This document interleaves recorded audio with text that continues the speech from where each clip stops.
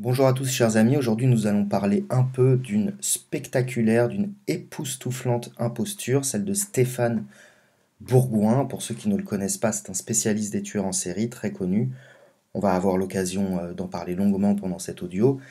Et surtout, au travers du cas Bourgoin, nous allons parler de mythomanie. Parce que le cas Bourgoin, sur lequel il est inutile de s'acharner, c'est un mythomane. Ce n'est ni le premier ni le dernier mythomane. L'affaire Bourgoin est en réalité une illustration sensationnelle d'un phénomène auquel nous serons tous confrontés un jour ou l'autre, nous avons tous été confrontés un jour ou l'autre, c'est la mythomanie, et le mythomane pathologique est un profil psychologique beaucoup plus courant qu'on ne le croit. Alors j'ai beaucoup lu et écouté Stéphane Bourgoin, j'ai beaucoup connu de mythomanes aussi dans ma vie, ce qui m'a amené à réfléchir sur ce sujet particulièrement, parce que le mensonge c'est passionnant, et c'était donc l'occasion idéale d'en faire un podcast. On va commencer par Bourgoin. Bourgoin a surtout été pour moi un auteur de jeunesse. Je me suis, moi aussi, comme énormément de gens d'ailleurs, passionné pour le crime, dirons-nous. Et d'ailleurs, cette passion s'est poursuivie très longtemps dans ma vie. Et j'ai lu, un des premiers livres que j'ai lu sur le sujet, c'était Serial Killer Enquête sur les tueurs en série, de Stéphane Bourgoin donc, euh, que j'ai dû lire à peu près à la date de sa sortie. J'ai lu également un autre ouvrage de lui sur les femmes tueuses et un essai sur Ed Kemper. Stéphane Bourgoin est une de mes premières sources d'informations sur le sujet qui se sont par la suite très largement diversifiées, à tel point que j'ai un peu oublié Stéphane Bourgoin. Et puis, un jour, j'ai réentendu parler de lui. C'était lorsqu'il a signé avec les éditions Ring. Et je me suis souvenu de lui à cette occasion. Euh, je me souviens que je l'appréciais beaucoup quand j'étais jeune, que j'avais beaucoup de respect pour lui. Et c'est pour cette raison que, à cette époque, je l'ai demandé en ami sur Facebook. Nous étions donc amis sur Facebook, voilà, rien de plus, hein, comme beaucoup de monde. C'était un profil semi-public, il devait avoir des milliers d'amis, un profil professionnel, mais sur lequel il était quand même très actif. Et il m'est arrivé à plusieurs reprises de commenter ses publications, d'avoir des réponses de lui, de mes propres commentaires. Et certaines de ces publications n'étaient pas sans intérêt, il faut le reconnaître. Assez vite, j'ai été saisi par une forme de malaise. J'ai eu cette sensation de n'être pas sur la page d'un expert, pas sur la page d'un criminologue, d'un profileur, appelez ça comme vous voulez, mais sur la page d'un fétichiste des crimes, un fétichiste des tueurs. Il était facile de percevoir chez Stéphane Bourgoin une fascination morbide pour les tueurs en série, une délectation malsaine dans le récit de leurs crimes, jusque dans les détails les plus sordides parfois. Stéphane Bourgoin aime beaucoup raconter les petits détails sordides. Il éprouve une jouissance dans l'acte d'exhiber des photos macabres, des détails sordides, comme je l'ai dit, une jouissance à mettre mal à l'aise et un attrait suspect pour le glauque. Je ne voyais pas chez Stéphane Bourgoin la froideur clinique, la distanciation que j'ai pu connaître ou appliquer lorsque j'ai moi-même étudié la criminologie. Le fait d'éprouver un intérêt, le fait de nourrir une curiosité particulière pour le crime en tant que phénomène social, que ce soit d'un point de vue juridique, policier, psychiatrique, sociologique ou n'importe quoi d'autre, n'implique pas une fascination pour les criminels. Au contraire, l'approche scientifique aura plutôt tendance à supprimer toute forme de fascination pour les tueurs qui ne sont ni des monstres, ni des surhommes, mais qui ne sont jamais rien d'autre que des individus déviants qui n'ont absolument aucune raison d'être sacralisés en quelque sorte, que ce soit pour les haïr ou que ce soit pour les adorer, parce que certaines personnes adore les serial killers. Il suffit d'assister une fois dans son existence. Je vous invite à le faire car c'est facile et surtout c'est gratuit, un procès d'assises. Alors c'est vrai que pour les affaires criminelles très médiatiques, très médiatisées, c'est compliqué de se trouver une place parce que ça intéresse beaucoup de gens et que les cours d'assises ne sont pas des salles de concert. Mais avec de la volonté, on y arrive et surtout beaucoup d'affaires criminelles qui sont pourtant passionnantes ne sont pas tant médiatisées que ça, ne passionnent pas les foules. Et lorsqu'on assiste à un procès d'assises, la plupart du temps, bah, la première chose qui frappe, c'est la complète banalité et parfois la totale stupidité du prévenu ou de l'accusé, quand bien même aurait-il commis des actes qu'on pourrait qualifier de monstrueux. Tout ça pour dire que la fascination manifeste de Stéphane Bourgoin pour les tueurs, qui se voit d'ailleurs, il porte des t-shirts à leur effigie, il est très porté sur l'imagerie sataniste aussi, cette fascination manifeste m'est apparue comme infiniment suspecte et malaisante, à tel point que, lassé d'une de ces énièmes statuts lugubres et tendancieux, je l'avais viré de ma liste d'amis. Je trouvais le personnage beaucoup trop anxiogène, et étant moi-même anxieux de nature, j'ai tout sauf besoin de m'entourer d'individus anxiogènes. Pour rendre la chose plus parlante, je me suis retrouvé un peu dans la position d'un étudiant en podologie, voilà, quelqu'un qui s'intéresse aux pieds d'un point de vue médical, qui demande sur Facebook en ami un expert reconnu mondialement en podologie, et qui se retrouve sur le profil d'un fétichiste obsessionnel des pieds, qui partage des photos de type suçant des gros doigts de pied, et expliquant à longueur de publication à quel point la vue des pieds le transporte dans des rêveries sensuelles. Voilà, c'est un peu caricatural, mais c'est ce que j'ai ressenti sur le profil de Stéphane Bourgoin. Quoi qu'il en soit, à cette période, et malgré ce que je pouvais en penser d'un point de vue personnel, je ne remettais pas plus que ça en cause l'expérience et les compétences de Stéphane Bourgoin, pas du tout.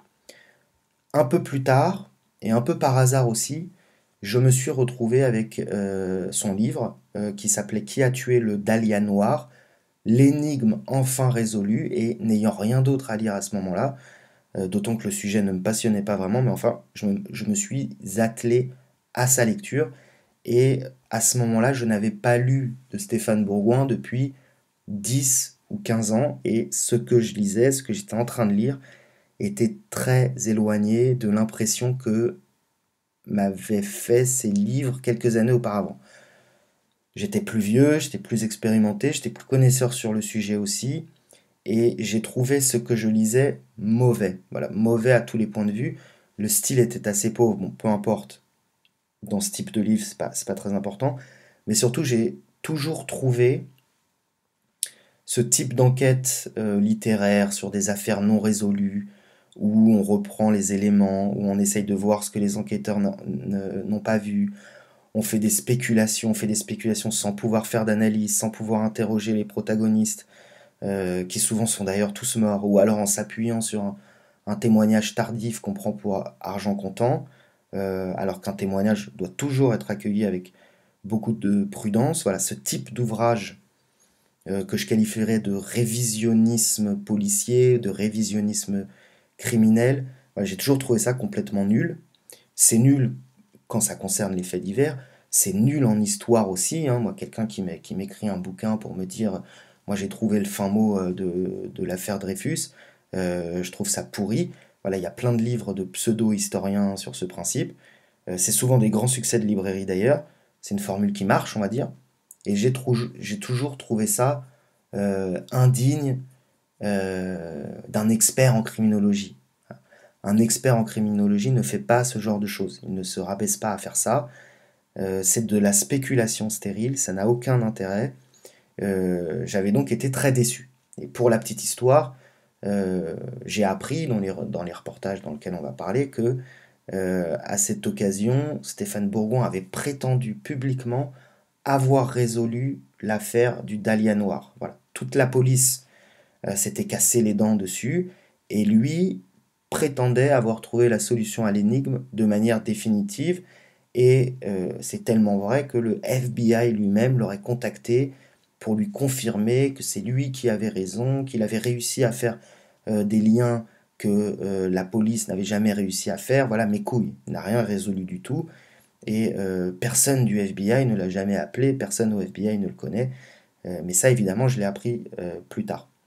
Quoi qu'il en soit, même si j'ai pas aimé le livre Le Dalian Noir, on peut être un spécialiste reconnu dans un domaine et avoir ce genre de lubie complètement naze d'écrire des bouquins comme ça.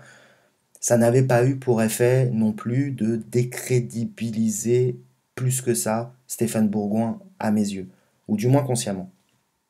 Ça l'avait pas décrédibilisé consciemment. Ce n'est qu'un peu plus tard, en lisant un commentaire sur YouTube, sur Facebook, ailleurs, je ne sais plus, que j'ai vu qu'un internaute affirmait en 3 lignes, c'était pas du tout étayé, que Stéphane Bourgoin mentait quand il disait avoir retrouvé sa femme morte, une certaine Héline, chez lui, tuée par un serial killer en 1976, moment à partir duquel son intérêt pour les serial killers serait né, euh, l'événement originel de son travail en quelque sorte. Et j'ai lu le commentaire, et je me souviens très bien m'être fait la réflexion suivante, alors que c'est tout de même une accusation très grave, et que je n'aime pas accuser à tort. Je me souviens que je me suis dit, mais le pire, c'est que si ça se trouve, il a raison, cette histoire, ça ressemble quand même à du bullshit. J'ai pas creusé la question, voilà, j'en avais rien à battre, et j'ai sorti Stéphane Bourgoin de ma tête complètement, jusqu'à ce qu'on m'en reparle pendant un live que je faisais sur YouTube. C'était le 21 mars 2020, c'était au tout début du confinement. Le live s'appelle d'ailleurs L'excellent confinement, est disponible sur ma chaîne. Et on me demandait ce que je pensais de l'affaire Bourgoin. Alors, j'étais au courant qu'une chaîne YouTube avait fait des vidéos sur lui et il avait, semble-t-il, coincé sur des contradictions dans son discours, ce genre de choses. Mais je n'avais pas vu la série de 10 vidéos dont me parlaient les auditeurs. Je savais que Stéphane Bourgoin était un personnage étrange, qui avait une approche malsaine des tueurs en série. Je me doutais qu'il gonflait très probablement ses mérites. J'avais toujours eu un doute notamment sur la réalité des multiples entretiens qu'il était censé avoir eus avec des serial killers et dont on ne trouvait trace nulle part, ni sur internet, ni nulle part. Ce qui m'apparaissait étrange parce que il s'agissait d'un matériau de grande valeur et je ne comprenais pas pourquoi il n'était pas disponible ou tout du moins il n'était pas en vente. Voilà, il n'y avait que 2 entretiens visionnables. Je ne sais pas si le mot visionnable se dit. Euh, et je nourrissais des doutes sur l'existence de tous ces autres entretiens. Ça me semblait bizarre. Mais malgré tous ces défauts que je soupçonnais de longue date, je ne remettais pas en cause complètement l'expertise et les compétences de Stéphane Bourgoin. C'est toujours pareil. Mais devant l'insistance des auditeurs présents, j'ai promis, d'ailleurs devant l'insistance d'un de mes auditeurs qui se reconnaîtra, j'ai promis de regarder les 10 vidéos de la chaîne qui s'appelle Quatrième œil Corporation. Et j'ai tenu cette promesse, j'ai regardé les vidéos et effectivement, nous sommes en présence d'une imposture absolument incroyable, absolument hors du commun. La mythomanie de Stéphane Bourgoin est remarquable par sa longévité, par sa teneur. On parle de mensonges énormes et sa mythomanie est remarquable par sa postérité. Stéphane Bourgoin a fait toute sa carrière, et quelle carrière, sur des affabulations stupéfiantes. C'est fantastique. Alors Stéphane Bourgoin, il a construit sa notoriété, il a construit sa crédibilité sur une légende, sur la légende qu'il s'est inventée lui-même en bon mythomane. L'acte fondateur de cette légende, nous l'avons déjà évoqué brièvement, c'est qu'il aurait retrouvé sa compagne morte chez lui. Elle se serait fait assassiner pendant que lui s'était absenté. Et tout ça est censé s'être passé en 1976. Et sa femme Héline, il prétend qu'elle a été tuée par ce que l'on n'appelait pas encore un serial killer. Lorsque Stéphane Bourgoin évoque ce souvenir, ce faux souvenir, on va voir que c'est plus compliqué que ça. Stéphane Bourgoin change toujours de version. Un coup, elle a été égorgée, un coup, elle a été décapitée, une autre fois éviscérée, parfois, elle est démembrée, parfois tout ça à la fois. Il n'y a jamais un récit clair et définitif de la scène de crime, et il a la particularité, outre de changer ou d'enrichir sa version des faits à chaque fois, d'être toujours très évasif. Alors l'évasivité de Stéphane Bourgoin, pareil, je ne sais pas si évasivité se dit, l'imprécision, l'indécision, voilà, lorsqu'on raconte ce type de récit traumatique, est souvent le marqueur de la mythomanie.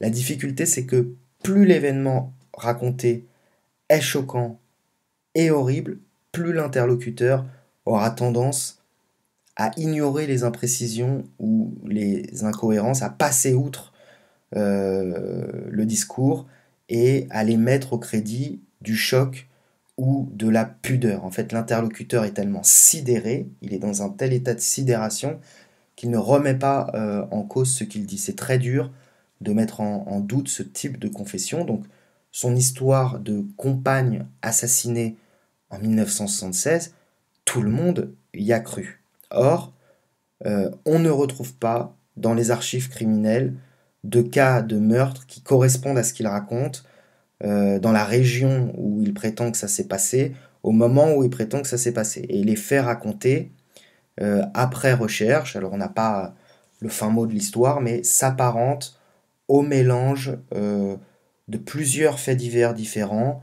d'un tueur qui sévissait au même moment, avec le même modus operandi, avec le même mode opératoire, mais à l'autre bout du pays, qui mélange avec un autre fait divers, d'une autre histoire de célébrité assassinée.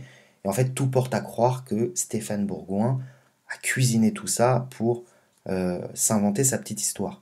Rien que ça, pris isolément, c'est déjà complètement fou. Un personnage public qui porte publiquement un tel mensonge, c'est fou. Et ça ne s'arrête pas là. Stéphane Bourgoin a prétendu qu'à la suite de cette histoire, à la suite de cet assassinat commis par un tueur en série imaginaire sur sa femme imaginaire, eh bien, Stéphane Bourgoin aurait entrepris de sa propre initiative un travail de recherche dès la fin des années 70 sur ce qu'on n'appelait pas encore les serial killers. Voilà, la psychologie criminelle ou le profilage criminel, comme on appelle ça, n'en était encore qu'à ses balbutiements et personne ne s'était sérieusement penché sur la question. C'est d'ailleurs à la même époque, fin des années 70, qu'une cellule dédiée va être créée au FBI et c'est tout le sujet de la série Mindhunter, excellente série que je vous recommande. Et les buts des membres de cette cellule, dont faisait partie un certain John Douglas, qui est le fondateur de cette nouvelle discipline, le profilage criminel, c'était de mieux comprendre ce phénomène afin de résoudre des affaires, tout simplement. John Douglas n'a aucune fascination pour les criminels. C'est un homme qui a mené un travail de recherche, même s'il a été passionné par son travail de recherche, il n'y a pas la fascination qu'on retrouve chez Bourgoin. Donc en fait, Bourgoin nous explique qu'il a fait partie des précurseurs de la discipline, de manière autodidacte, qu'il a fait partie de ceux qui ont forgé cette notion de serial killer, et qu'il a fait tout ça en freelance. Ce qui, encore une fois, est assez extraordinaire. Et il explique qu'il s'est entretenu, des entretiens filmés, avec 77 serial killers, c'est un chiffre très, très particulier, et qu'il a développé, toujours en autodidacte, des techniques d'interrogatoire particulières fondées sur l'empathie, ce genre de choses, voilà une sorte de jeu d'échecs psychologique, et que cette méthode d'interrogatoire lui a permis de faire parler les tueurs en série, de leur faire dire ce qu'ils n'avaient jamais dit, ou ce qui n'avait jamais intéressé personne, et que ce travail était tellement remarquable qu'il a attiré l'attention du FBI, parce que le FBI se livrait à la même activité à l'époque, mais n'avait pas pensé à filmer les entretiens. Donc le FBI s'est intéressé au matériel de recherche de Stéphane Bourgoin, qui par ce moyen aurait participé activement à l'élaboration, à la création de la discipline du profilage criminel. Il n'était pas seulement un interlocuteur expert auprès de l'unité des sciences de comportement du FBI, il était en avance sur le FBI lui-même, Et c'est son travail qui aurait permis à cette unité spéciale d'avancer. Et quelques années après, le FBI, pour remercier l'immense service que Stéphane Bourgoin lui aurait rendu, eh bien, le FBI l'aurait remercié en l'invitant à suivre la formation reçue par les premiers profileurs dans les années 80. Voilà, Stéphane Bourgoin, après, ces mythos, il y en a trop, on ne peut pas tous les citer. Il a prétendu avoir interrogé Charles Manson, il prétend que Danny Rowling, un tueur en série, violeur, dépeceur, tout ce que vous voulez. Stéphane Bourgoin adore les dépeceurs et les cannibales, ne me demandez pas pourquoi. Ce Danny Rowling aurait donné à Stéphane Bourgoin l'intégralité de ses peintures et ses dessins. Moi, je ne sais pas si vous imaginez la valeur considérable de la chose, parce que Bourgoin aurait réussi à tisser avec lui des liens de confiance très forts, etc. etc. Donc évidemment, tout ça mis bout à bout, quand on y croit bien sûr, hein, donne une crédibilité au personnage, une aura au personnage absolument extraordinaire. Sauf que Stéphane Bourgoin n'a jamais rien fait de tel. Voilà. À l'époque où il prétend avoir interrogé des serial killers, en réalité, on ne sait pas trop ce qu'il faisait, on sait qu'il écrivait des polars, il était assez doué d'ailleurs, hein, il a reçu un prix, et que la première fois de sa vie qu'il a interviewé un serial killer, c'est dans le cadre d'un reportage de France 3, c'était Schaeffer, Ed Kemper et Otis Toole, un cannibale. Il a interrogé ces 3 serial killers au début des années 90 pour France 3, dans le cadre d'un reportage de France 3, et il était journaliste, il était intervieweur, il n'a jamais participé à un quelconque travail de recherche, ou en tout cas ses interviews ne s'inscrivaient pas dans un travail de recherche. Alors il a également laissé entendre qu'il a participé lui-même à des enquêtes criminelles en collaboration avec les services de police, notamment en Afrique du Sud. C'est bien de dire qu'on a fait ça en Afrique du Sud, c'est bien invérifiable comme ça. Mais c'est pas anodin de dire ça.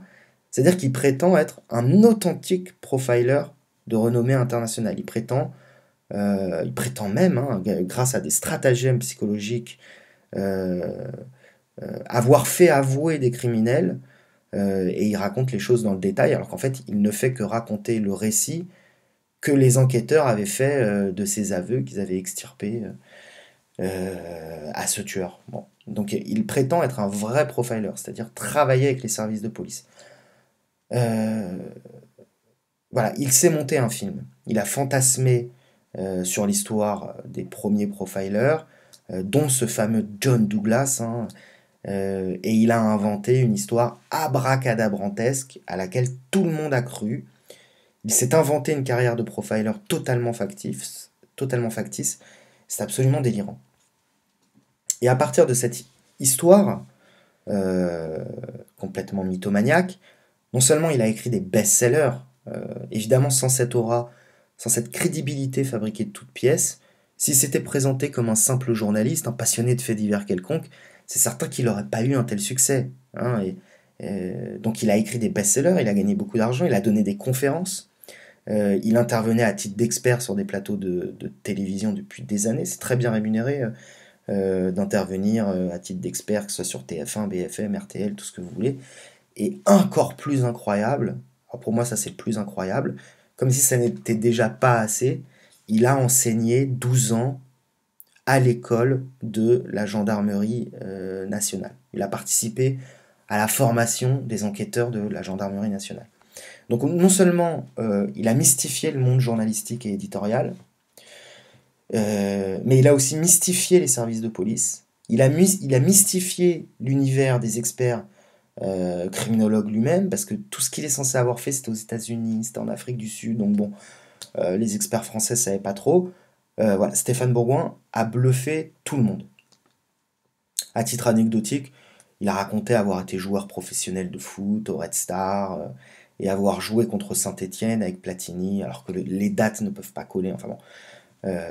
Mais là, on est plus sur du gros mytho classique, et de toute façon, au point où il en est, il peut bien prétendre avoir joué pour l'équipe du Red Star, qui était l'équipe que je soutenais quand j'étais petit d'ailleurs.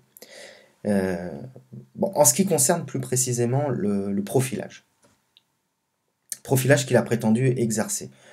Profiler, c'est un terme pour les décorums. On parle de psychocriminologie. La psychocriminologie, elle a principalement deux fonctions.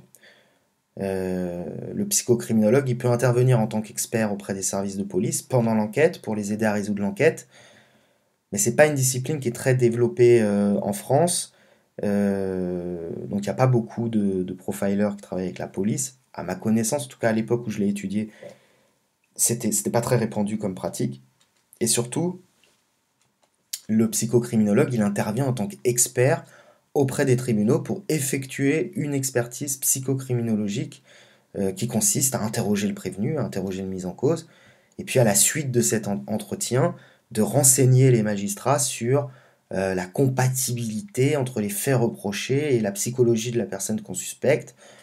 Le psychocriminologue, il va répondre à la question est-il pervers, est-il psychopathe, est-il narcissique, que sais-je encore, se peut-il qu'il ait commis les faits qui lui sont reprochés. Si vous voulez, c'est une forme d'expertise psychiatrique, mais un peu plus spécialisée en quelque sorte. Il se trouve que j'ai suivi les cours d'une véritable psychocriminologue qui s'appelle Michel Agrapard Delmas, qui enseignait à Assas à l'époque. Alors j'ignore si c'est toujours le cas, et qui, elle, pour le coup, a participé à des dizaines d'enquêtes criminelles et à plusieurs milliers d'expertises psychocriminelles auprès des tribunaux. Je ne sais pas si vous vous rendez compte. Donc d'une part,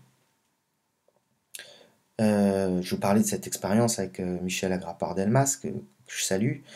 Il ne se souviendra pas de moi, mais c'est pas grave. D'une part, contrairement à la légende que contribue à véhiculer Stéphane Bourgoin, le rôle du profiler, notamment au stade de l'enquête, est extrêmement limité. Bien sûr, le profiler apporte son expertise aux enquêteurs, apporte sa matière grise, c'est une personne de plus qui va réfléchir, mais les enquêteurs baignent dans le crime et dans les interrogatoires toute la journée. Les enquêteurs sont très intelligents et eux-mêmes ne sont pas manchots en termes de ce qu'on appelle le profilage. Ils font le travail de profilage et une enquête fait intervenir énormément de personnes, énormément de compétences différentes. Donc ce qui m'avait frappé concernant Michel Agrapard-Delmas, c'est son humilité. Voilà. Elle ne prétendait pas, elle n'a jamais prétendu être une pièce maîtresse des enquêtes auxquelles elle a participé. Et même la plupart du temps, elle n'avait pas grand-chose d'intéressant à dire aux enquêteurs. Il n'y a que dans les séries où on voit des profilers qui ont des visions en observant une scène de crime, un peu comme un médium. Voilà. Tout ça, c'est des conneries, ça ne fonctionne pas comme ça. De la même manière, au stade de l'expertise à proprement parler, le profiler ne rentre pas dans la tête du criminel grâce à des procédés psychologiques magiques. Bien sûr, il y a un mode opératoire, il y a une manière de faire. Il n'y a pas de miracle. Un individu qui ne veut rien laisser transparaître de lui-même ne laisse rien transparaître. Ça aussi, c'est un truc qu'on voit que dans les films. Et le vrai psychocriminologue, le vrai profiler, il n'assiste jamais à ce genre de choses. C'est beaucoup moins spectaculaire dans la vraie vie. Et détail supplémentaire d'ailleurs, alors même qu'elle était une des seules expertes en France dans ce domaine, en tout cas qu'elle était peut-être une des plus reconnues, je vous l'ai dit, hein, c'était pas une profession répandue en France, à aucun moment cette experte criminologue ne s'est spécialisée dans les tueurs en série. C'est dans Esprit criminel, c'est dans la série Esprit criminel que ça existe, ça. Lorsqu'elle était mandatée par les magistrats ou lorsqu'elle était sollicitée par les services d'enquête, elle travaillait sur toutes sortes d'affaires. Elle travaillait sur des infanticides, elle travaillait sur des crimes crapuleux, elle travaillait sur des viols, elle travaillait sur ce qu'on appelait, il fut un temps, des crimes passionnels, qu'on qualifie aujourd'hui de crimes possessionnels, et parfois elle travaillait sur des tueurs en série. Mais l'expert exclusif en tueur en série, ça existe peut-être dans certains pays, ça doit exister, mais c'est très rare. Ce qu'a prétendu être Stéphane Bourgoin, il ne doit pas y en avoir beaucoup dans le monde, hein, des experts spécialisés en tueurs en série. Ça doit se compter sur les doigts d'une main. Petite anecdote sur l'enseignement de Michel Agrapard-Delmas, parce que je me doute que toutes ces affaires de criminologie vous intéressent beaucoup. Concernant le crime possessionnel, hein, ce qu'on appelait avant le crime passionnel, le fait pour un homme ou une femme de tuer, de tuer son compagnon ou de tuer la personne qui se refuse à elle, elle nous avait parlé de deux affaires distinctes qui avaient pour point commun que le tueur écrivait des lettres à sa victime. Le tueur écrivait des lettres à la personne qu'il aimait avant de la tuer.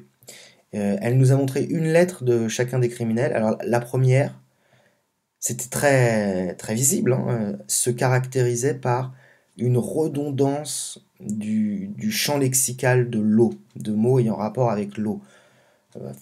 De mémoire, je les invente les termes, mais il y avait des phrases du genre mon amour pour toi me submerge, j'imagine un torrent de baisers, enfin ce genre de formule. Et il se trouve qu'il a noyé sa victime. L'autre lettre se caractérisait, elle, par le champ lexical du feu. Alors c'était des phrases genre je brûle d'amour pour toi, je me consume en ton absence, voilà ce genre de truc. Et lui, il a immolé sa victime. Et ça, c'était très intéressant de remarquer ça pour déterminer notamment un processus de préméditation. Vous savez, quand on prémédite, quand c'est pas prémédité, c'est un meurtre, quand c'est prémédité, c'est un assassinat, c'est pas la même peine. Donc c'était très intéressant pour déterminer une préméditation, même inconsciente, de l'auteur de l'acte, et ça m'avait beaucoup impressionné à l'époque. Mais ce qui m'avait le plus impressionné, c'est que c'était une femme qui la ramenait pas, quoi. Il pouvait lui arriver d'avoir, sur certaines affaires, des prises de position étonnantes, fondées sur des éléments qui ne m'apparaissaient pas très probants, je ne vais pas rentrer dans le détail, mais elle était globalement très prudente dans ses propos et dans ses conclusions, et elle était très modeste quant à son travail. Stéphane Bourgoin, au contraire de Michel Agrapard-Delmas, c'est un homme qui affirme très fort des choses sur les criminels qu'il a étudiées. Il affirme des choses avec certitude, avec énormément de conviction, d'un ton très doctoral. Il s'exprime toujours un peu comme un argument d'autorité. Tous ces arguments sont des arguments d'autorité. Et pareil, rétrospectivement, cette attitude aurait dû m'alerter sur la crédibilité du personnage, mais la réalité, c'est que je n'ai rien vu. Stéphane Bourgoin est un mythomane génial qui a berné tout le monde pendant 30 ans. Et c'est l'occasion de s'interroger sur ce qu'est la mythomanie, sur ce qu'est la mythomanie pathologique. Alors je dis pathologique car mytho, nous le sommes tous. Nous mentons tous. Nous mentons par convention sociale, nous mentons par politesse, nous mentons pour nous faciliter la vie, nous mentons parce que nous avons des choses à cacher, bien sûr. Nous mentons pour paraître plus intéressants que ce que nous sommes en réalité, nous mentons pour captiver un auditoire, nous mentons pour nous faire passer pour ce que nous ne sommes pas en attendant de le devenir. Par exemple, quand on commence à fréquenter des femmes ou quand on commence à travailler ou n'importe quoi, on gonfle son expérience, on simule son assurance. Comme dit Siziazike, au début on triche beaucoup et ensuite on triche de moins en moins. Voilà. Ce mensonge est sans conséquence quand on y repense des années après, ou quand on nous le fait remarquer des années après. Il nous fait plutôt rire et on regarde celui qu'on était avec de la tendresse. On ne construit pas sa carrière, on ne construit pas sa vie là-dessus. Quand je dis qu'on ment tous, on peut même aller plus loin. Le mensonge est une nécessité sociale. Le mensonge participe activement de la paix sociale. Le mensonge généralisé est beaucoup plus efficace que l'ONU pour maintenir la paix sociale. Et si nous arrêtions tous de mentir, nous nous entretuerions tous. Voilà, nous sommes tous des menteurs. Par contre, nous ne sommes pas tous des menteurs pathologiques. Le fou n'est pas quelqu'un d'autre. La pathologie psychiatrique est un miroir grossissant de notre propre psyché et de nos propres travers. Homo sum, humani nihil, ame alienum puto. Je suis humain et rien de ce qui est humain ne m'est étranger, disait Terence. Le menteur, c'est un autre nous-mêmes, c'est une version boursouflée de nous-mêmes. Par contre, à quel moment le menteur normal devient un menteur pathologique, bascule dans la mythomanie pathologique? C'est très dur à dire, il n'y a pas un degré de mensonge précis à partir duquel on bascule dans la mythomanie pathologique. Le menteur pathologique ne peut s'empêcher de mentir. C'est d'abord ce qui le caractérise en premier. Et dans le parcours d'un menteur pathologique, il y a souvent un élément déterminant qui va le pousser à mentir. Il ment parce qu'il cache quelque chose. Il ment parce qu'il est vaniteux. Il ment parce qu'il cache une faiblesse. Peu importe, il ment pour quelque chose, et de ce mensonge originel, dont il n'a pas forcément conscience, car le menteur se ment avant tout et surtout à lui-même, découle une vie entière de mensonges. Un mensonge qu'il ne peut réprimer, qui est plus fort que lui, qui est énorme. Et quand vous avez commencé à mentir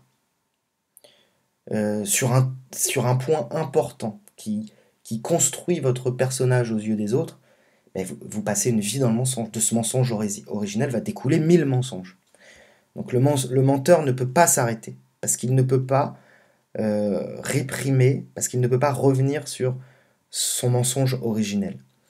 Le menteur pathologique se caractérise par l'énormité de son mensonge, ou par l'accumulation incontrôlée de mensonges divers qui créent in fine un immense mensonge.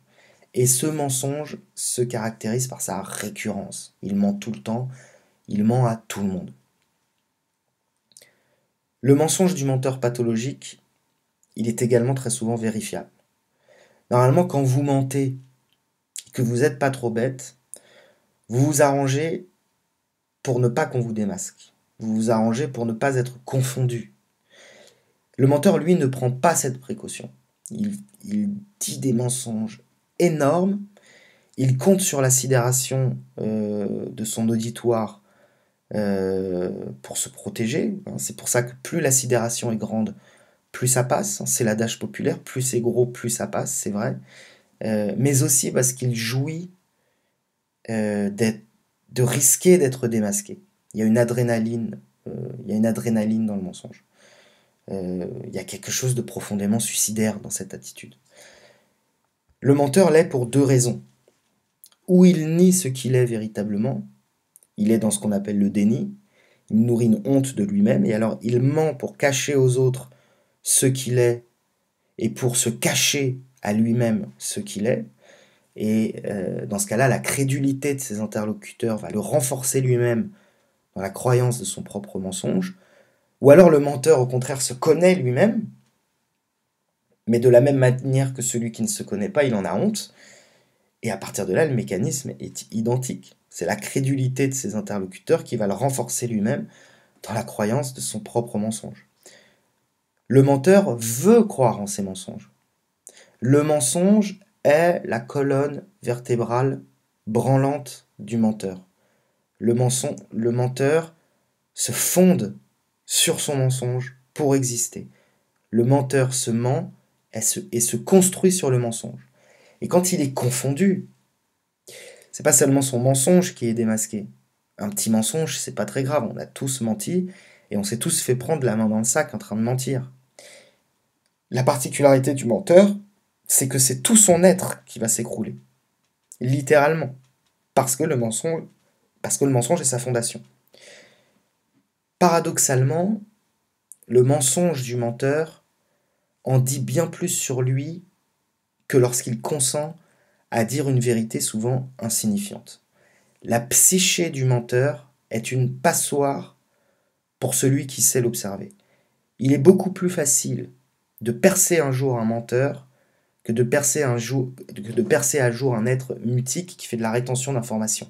D'ailleurs, quand on interroge, par exemple, dans le cadre d'une enquête policière, on interroge un suspect, comment on sait qui l'a tué, comment on sait qu'il a commis l'acte, peu importe, ça peut être un meurtre, ça peut être n'importe quoi d'autre, comment on sait qu'il a commis l'acte, c'est parce qu'il ment, et qu'à force de mentir, il va y avoir des contradictions dans son discours. Parce que personne n'a la mémoire nécessaire pour se souvenir de tous les mensonges qu'il raconte. Donc forcément, à un moment, quand on dit la vérité, on n'a pas besoin de mémoire. Pas besoin de la même mémoire, en tout cas. Alors que quand on dit des mensonges, on change tout le temps sa version, et à un moment, il y a une contradiction qui apparaît, et à laquelle on n'a pas pensé. Donc le mensonge du menteur en dit plus sur lui-même que la vérité, paradoxalement. Si vous confondez le menteur Si vous percez à jour son mensonge, vous pouvez alors découvrir pourquoi il ment, et alors vous saurez qui il est. Voilà, c'est drôle parce que c'est exactement la même méthodologie qu'avait mis en place John Douglas, donc l'homme qui a fasciné Stéphane Bourgoin, l'homme sur lequel il a calqué sa vie, l'homme sur lequel il a fantasmé, sur lequel il a menti pendant 30 ans. Et John Douglas est connu pour cette formule. Il disait, dans le cadre de ses enquêtes sur les tueurs en série, il disait, pour attraper un tueur en série, il faut se poser la question comment plus pourquoi égale qui. Et c'est rigolo parce que pour le menteur, c'est pareil. Vous savez quel mensonge, ça vous permet de dire pourquoi le mensonge, donc quel mensonge plus pourquoi le mensonge égale qui est le menteur. C'est exactement la même formule que John Douglas. Ça ne veut pas dire quand je dis ça que je sais, parce que je connais les mensonges de Stéphane Bourgoin, ça ne veut pas dire que je sais pourquoi il a menti. Il faudrait l'interroger pour ça, ou faudrait pousser beaucoup plus loin les recherches, parce que l'humain est complexe et que nous n'avons pas tous les éléments. Mais à partir de l'énormité de son mensonge, on peut dire que toutes les spéculations sont possibles. Stéphane Bourgoin est-il vaniteux? Stéphane Bourgoin est-il pervers? Probablement. Ressentait-il lui aussi des pulsions de mort similaires au tueur en série qui le fascine? Et s'est-il donc inventé ce personnage d'expert comme une catharsis de ses propres désirs? Je ne sais pas. Est-il un psychopathe? On ne sait pas. Est-il simplement un gros vantard? On ne sait pas. Mais on veut savoir du coup. La mythomanie est rarement une pathologie psychiatrique isolée. Ce n'est pas une c'est un symptôme d'une autre pathologie. On ment parce qu'on est hystérique. Dans l'hystérie, on appelle ça l'histrionisme. On ment parce qu'on est pervers. On ment parce que on est psychopathe. On ment parce que aussi parfois on a une anomalie du système nerveux. Ça peut arriver si ça se trouve. Stéphane Bourgoin ment parce qu'il a une anomalie du système nerveux et puis il a tellement bien menti qu'il a réussi comme ça. Une question qui se pose quand on s'interroge sur la mythomanie, c'est est-il nécessaire de confondre les menteurs? La réponse est oui si on y a un intérêt direct. La réponse est oui si le mensonge du menteur nous porte préjudice et que on doit le confondre, Mais autrement, je ne conseille pas aux auditeurs de confondre un menteur par pur plaisir intellectuel. Il faut fuir le menteur. Parce que mettre un menteur au pied du mur peut être extrêmement dangereux. Alors vous me direz, ne pas mettre un menteur au pied du mur peut être dangereux plus tard pour quelqu'un d'autre. Oui, c'est vrai, je suis d'accord avec vous. Mais le menteur qu'on démasque, s'il n'a pas le choix, il va se défendre par des mensonges à votre endroit. Et ça, c'est le meilleur des cas. Mais il peut parfois se défendre par la violence, et ça peut aller très loin. Je vous renvoie à l'affaire Jean-Claude Roman. Jean-Claude Roman, c'est un homme qui s'est fait passer pour un médecin auprès de toute sa famille pendant 18 ans. En fait, il sortait de chez lui le matin, il allait nulle part, il passait sa journée sur un banc à manger des sandwichs, et il vivait avec l'argent des membres de sa famille qu'il prétendait placer, voilà, qu'il prétendait faire fructifier à leur place. Puis le jour où cette mascarade a pris fin, le jour où il a été mis au pied du mur, le jour où il savait qu'il allait être confondu, mais il a tué femme et enfant. Il a buté tout le monde.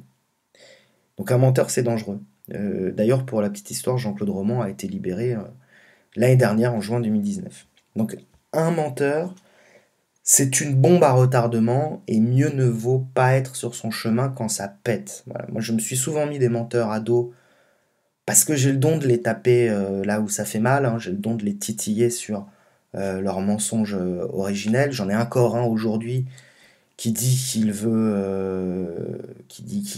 me retrouver et me frapper. Bon, c'est une fiotte, je m'en fous. Mais au final, il n'y a rien à y gagner à démasquer le menteur. J'aurais mieux fait de le laisser dans ses illusions, ce gros con. C'est très dangereux de contrarier le déni de quelqu'un. Voilà, parce que ça casse sa colonne vertébrale, que ça peut le rendre fou, que ça peut le rendre dangereux, ça peut le rendre agressif, ça peut le rendre fou, je l'ai dit, ça peut le rendre suicidaire aussi. Hein, les mythomanes se suicident parfois quand ils sont mis au pied du mur.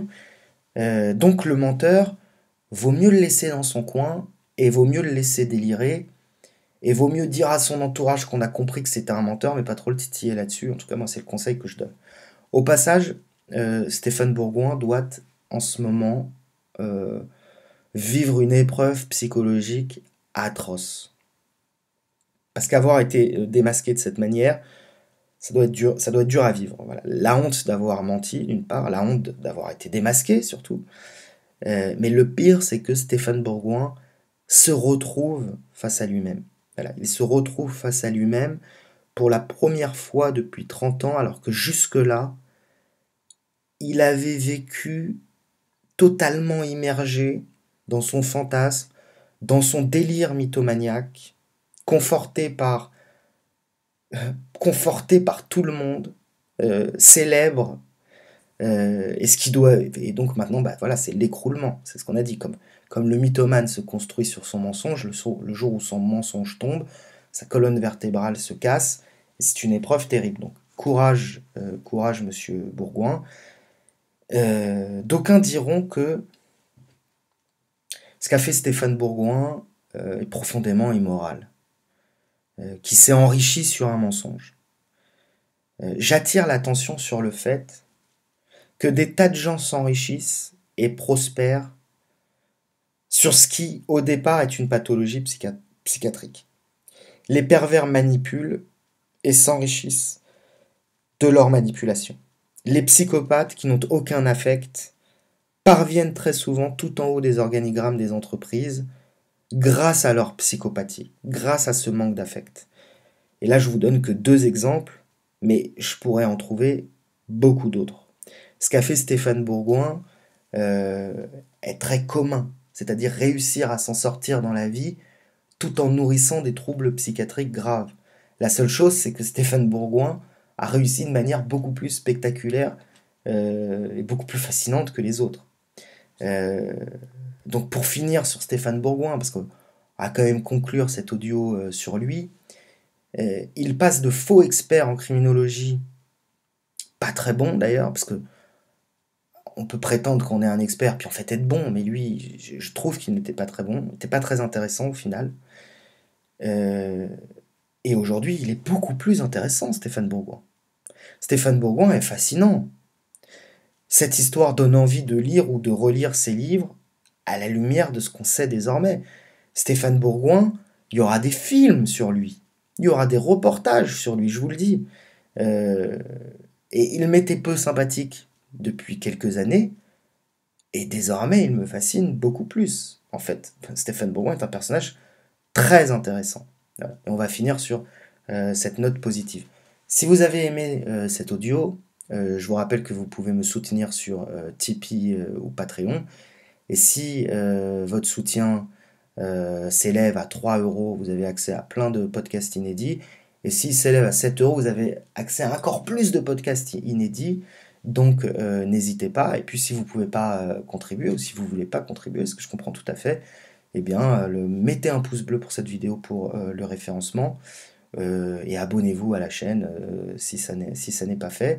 Ma prochaine vidéo, ce sera seulement pour les contributeurs, donc ce sera seulement pour ceux qui participent pour Tipeee et Patreon, et ça aura pour thème la red pill et la séduction. Ça fait longtemps que j'en ai pas parlé. La red pill, qui est censé être un avantage décisif en termes de séduction, en réalité, dans les faits, n'en est pas un. Les red pillés n'ont pas plus de succès avec les femmes. Pourquoi? Parce qu'ils font tous la même erreur. Et pour savoir laquelle, il faudra contribuer pour avoir accès à ce podcast. Je vous remercie à tous pour votre écoute et je vous dis à très bientôt.